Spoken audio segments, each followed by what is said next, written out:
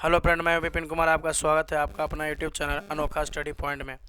और आज इस वीडियो में देखेंगे क्लास 10 का हिस्ट्री का पहला चैप्टर, यूरोप में राष्ट्रवाद से संबंधित वस्तुनिष्ठ प्रश्न।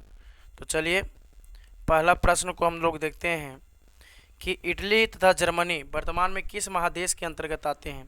तो इटली और जर्मनी वर्तमान में किस महादेश के अंतर्गत आते हैं? तो ये यूरोप महादेश के अंतर्गत आते हैं। इसका राइट आंसर सी हो जाएगा। सेकेंड नंबर क्वेश्चन है कि फ्रांस में किस शासन वंश की पुनर्स्थापना वीना कांग्रेस द्वारा की गई थी। फ्रांस में किस शासन वंश की पुनर्स्थापना वीना कांग्रेस के द्वारा की गई? तो इसका आंसर बुर्बो वंश के द्वारा हो गया। तो इसका राइट आंसर सी हो जाएगा। नेक्स्ट क्वेश्चन आपका तीसरा नंबर क्वेश्चन है कि मेजनी का संबंध किस संगठन से था? मेजनी का संबंध किस संगठन से था? तो इसका राइट आंसर बी हो जाएगा, कार्बोनरी से। चौथा नंबर क्वेश्चन है कि इटली और जर्मनी के एकीकरण के विरुद्ध निम्न में कौन था? तो इटली और जर्मनी के एकीकरण के विरुद्ध निम्न में कौन था? तो इसका राइट आंसर ऑस्ट्रिया हो जाएगा, यानी 4 का आंसर सी हो जाएगा। 5 का क्वेश्चन है कि काउंट काबूर को विक्टर इमैनुअल ने किस पद पर नियुक्त किया गया था? या काउंट काबूर को विक्टर इमैनुअल ने किस पद पर नियुक्त किया था? सेनापति पर, फ्रांस में राजदूत पर, या प्रधानमंत्री, गृह मंत्री पर? तो इसका राइट आंसर सी हो जाएगा, प्रधानमंत्री के पद पर काउंट काबूर को विक्टर इमैनुअल ने प्रधानमंत्री के पद पर नियुक्त किया था। और काउंट काबूर एक बहुत बड़े कूटनीतिक नेता थे। नेक्स्ट क्वेश्चन छठा नंबर क्वेश्चन है कि गैरीबाल्डी पेशों से क्या थे? गैरीबाल्डी पेशे से क्या थे? सिपाही थे, किसान थे, जमींदार थे, नाविक थे? तो गैरीबाल्डी पेशे से नाविक थे। तो इसका राइट आंसर डी हो जाएगा। 7वां नंबर क्वेश्चन है कि जर्मन राज का निर्माण किसने किया था? जर्मन राइन राज्य का निर्माण किसने किया था? लुई 18वां, नेपोलियन बोनापार्ट, नेपोलियन तृतीय या बिस्मार्क? तो इसका राइट आंसर बी हो जाएगा, नेपोलियन बोनापार्ट ने जर्मन राइन राज्य का निर्माण किए थे। 8वां नंबर क्वेश्चन है कि जालबेरिन कैसी संस्था थी? जालबेरिन कैसी संस्था थी? क्रांतिकारियों की थी, व्यापारियों की थी, विद्वानों की थी, या पादरी और सामंतों की थी? तो इसका राइट आंसर 8 का बी हो जाएगा, व्यापारियों की ये संस्था थी। जालबेरिन एक व्यापारियों की संस्था थी। नेक्स्ट क्वेश्चन 9वां नंबर क्वेश्चन कहता है, 9वां नंबर सवाल क्वेश्चन है कि रक्त एवं लौह की नीति का अवलंबन किसने किया था? रक्त एवं लौह की नीति का अवलंबन किसने किया था? मेजनी, हिटलर, बिस्मार्क, या विलियम प्रथम? तो रक्त एवं लौह की नीति का अवलंबन बिस्मार्क ने किए थे। इसका राइट आंसर सी हो जाएगा। 10वां नंबर सवाल है कि फ्रैंकफर्ट की संधि कब हुई थी? फ्रैंकफर्ट की संधि कब हुई? 1864 ईस्वी, 1866 ईस्वी, 1870 ईस्वी, 1871 ईस्वी? तो इसका राइट आंसर डी हो जाएगा, 1871 ईस्वी में फ्रैंकफर्ट की संधि हुआ था। नेक्स्ट क्वेश्चन 11 नंबर क्वेश्चन कहता है कि यूरोप वासियों के लिए किस देश का साहित्य एवं ज्ञान विज्ञान प्रेरणा स्रोत रहा? यूरोप वासियों के लिए किस देश का साहित्य एवं ज्ञान विज्ञान का प्रेरणा स्रोत रहा? जर्मनी का, यूनान का, तुर्की का, इंग्लैंड का? तो 11 का राइट आंसर बी हो जाएगा, यूनान का साहित्य और ज्ञान विज्ञान का प्रेरणा स्रोत रहा था। 12 नंबर क्वेश्चन है कि नेपल्स की क्रांति कब हुई थी? नेपल्स की क्रांति कब हुई थी? 1820 में, 1821 में, 1822 में, 1823 में? तो इसका राइट आंसर बी हो जाएगा, 1821 ईस्वी में नेपल्स की क्रांति हुई थी। 13 नंबर सवाल है कि चार्टिस्ट आंदोलन कहाँ हुआ था? चार्टिस्ट आंदोलन कहाँ हुआ था? फ्रांस में, ऑस्ट्रिया में, हंगरी में, या इंग्लैंड में? तो इसका राइट आंसर डी हो जाएगा, इंग्लैंड में चार्टिस्ट आंदोलन हुआ था।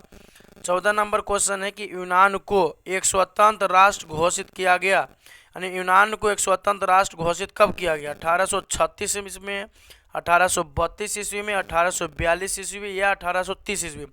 तो यूनान को एक स्वतंत्र राष्ट्र घोषित किया गया था 1832 ईस्वी में। तो इसका राइट आंसर बी हो जाएगा। नेक्स्ट नंबर सवाल है 15 नंबर क्वेश्चन है कि ऐतिहासिक द्वंद्ववाद की व्याख्या किसने की थी? ऐतिहासिक द्वंद्ववाद की व्याख्या किसने की थी? हेगेल ने, या अंडर्ट ने, हम्बोल्ट ने, जैकब ग्रिम ने? ये ऐतिहासिक द्वंद्ववाद की व्याख्या किसने की थी? तो इसका राइट आंसर ए हो जाएगा, हेगेल ने ऐतिहासिक द्वंद्ववाद की व्याख्या किया था। 16 नंबर क्वेश्चन है कि एड्रियानोपुल की संधि कब हुई थी। एड्रियानोपुल की संधि कब हुई थी? 1828 ईस्वी में, या 1829 ईस्वी में, या 1830 ईस्वी में, या 1931 ईस्वी में? तो एड्रियानोपुल की संधि 1829 ईस्वी में हुआ था। 17 नंबर क्वेश्चन है कि एड्रियानोपुल की संधि किन दो देशों के बीच हुआ था। एड्रियानोपुल की संधि किन दो देशों के बीच हुआ था? तो तुर्की या रूस के बीच, यूनान और पोलैंड के बीच, तुर्की या हंगरी के बीच, हंगरी और पोलैंड के बीच। तो इसका राइट आंसर ए हो जाएगा, तुर्की और रूस के बीच एड्रियानोपुल की संधि हुआ था। 18 नंबर क्वेश्चन है कि सेडान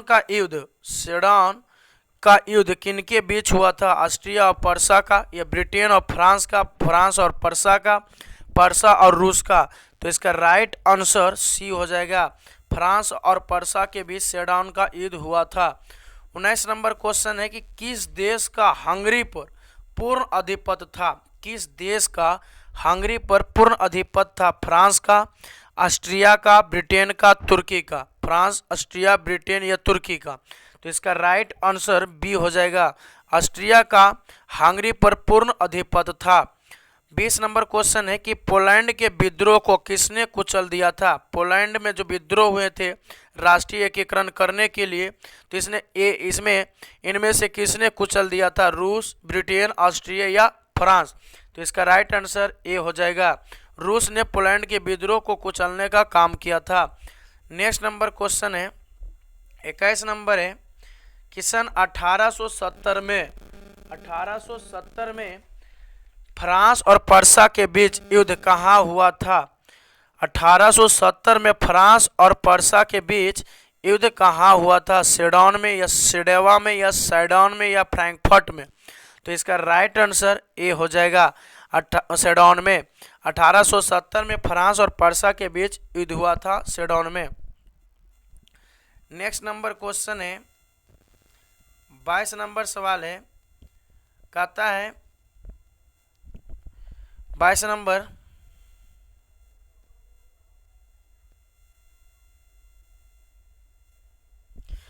नंबर क्वेश्चन कहता है किस युद्ध के बाद जर्मनी का एकीकरण पूरा हुआ?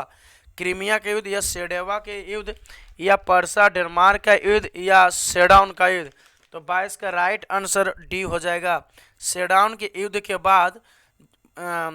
बाद जर्मनी के एकीकरण पूरा हुआ 1871 में।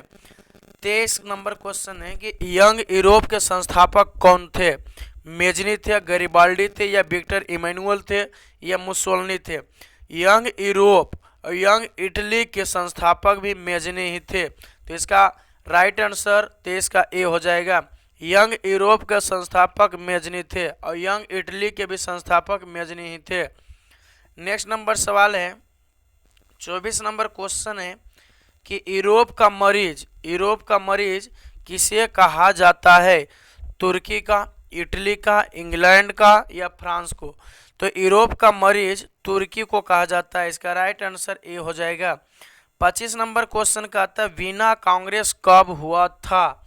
वीना कांग्रेस 1815 ईस्वी में हुआ था, या 1818 ईस्वी में, 1820 या 1848? तो वीना कांग्रेस 1815 ईस्वी में हुआ था। 26 नंबर क्वेश्चन है कि जर्मनी के एकीकरण के प्रमुख वास्तुकार कौन था? जर्मनी के एकीकरण का प्रमुख वास्तुकार कौन था? मेजनी थे, गैरिबाल्डी थे, लेनिन थे, या बिस्मार्क थे? तो इसका राइट आंसर डी हो जाएगा। जर्मनी के एकीकरण के प्रमुख वास्तुकार या प्रमुख भूमिका जो रहा है ये बिस्मार्क का रहा है, और बिस्मार्क रक्त एवं लौह का नीति का अवलंबन भी किए थे। नेक्स्ट नंबर क्वेश्चन है 27 नंबर सवाल है कि इटली के एकीकरण में निम्न में से किसका संबंध नहीं है? इटली के एकीकरण में निम्न में किसका संबंध नहीं है? बिस्मार्क, मेजनी, काउंट काबूर या गैरिबाल्डी? तो बिस्मार्क का संबंध जर्मनी के एकीकरण में, लेकिन ये तीनों मेजनी, काबूर और गैरिबाल्डी का संबंध इटली के एकीकरण में है। तो इसका राइट आंसर ए हो जाएगा, बिस्मार्क को इटली के एकीकरण में या योगदान नहीं है। तो इसका राइट आंसर ए हो जाएगा। 28 नंबर क्वेश्चन है कि 1830 के क्रांति के बाद फ्रांस में किस प्रकार के शासन स्थापित हुई? 1830 के क्रांति के बाद फ्रांस में किस प्रकार के शासन स्थापित हुआ? संघीय शासन व्यवस्था, या संवैधानिक राजतंत्र, या गणराज्य, या अधिनायकवाद?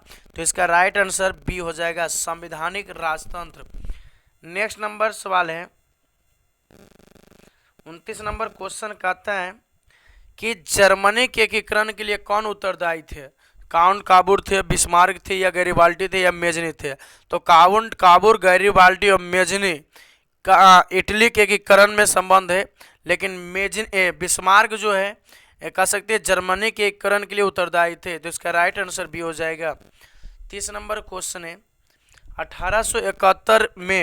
1871 में कौन सी संधि हुई थी? फ्रैंकफर्ट की संधि हुई थी, या पेरिस की संधि, या वीना कांग्रेस की संधि? इनमें से कोई नहीं। तो इसका राइट आंसर ए हो जाएगा। 1871 में कौन सी संधि हुई थी? तो फ्रैंकफर्ट की संधि हुई थी। ऐसे वीडियो को देखने के लिए चैनल को सब्सक्राइब करें। Thank you watching for you.